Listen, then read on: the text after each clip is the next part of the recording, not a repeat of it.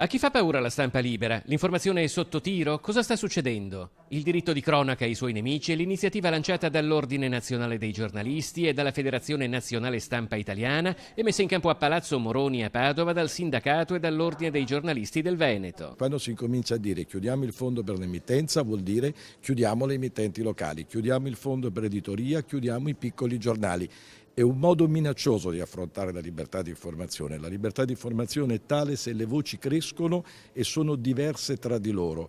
Quando c'è il rischio di un grande balcone mediatico dove tutto è omologato, non è a rischio un giornalista o un giornale, ma a rischio la Costituzione. Al centro del dibattito l'articolo 21 della Costituzione, la libertà di stampa, il pluralismo democratico, il no al linguaggio d'odio e alle bufale, sollecitando un impegno corale anche da parte del mondo politico e della società civile. Soprattutto la piccola emittenza privata senza fondi rischia di chiudere, il valore, l'importanza dell'informazione è quando ci sono più voci, la pluralità delle voci, ciascuna racconta magari un aspetto della realtà che altri non hanno visto. Ecco, chiudere voci, chiudere giornali, chiudere televisioni, come da qualche parte si è sentito dire da qualche parte politica che bello chiuderanno questi giornali, credo che sia una cosa assolutamente negativa e contro la quale tutti i cittadini dovrebbero opporsi.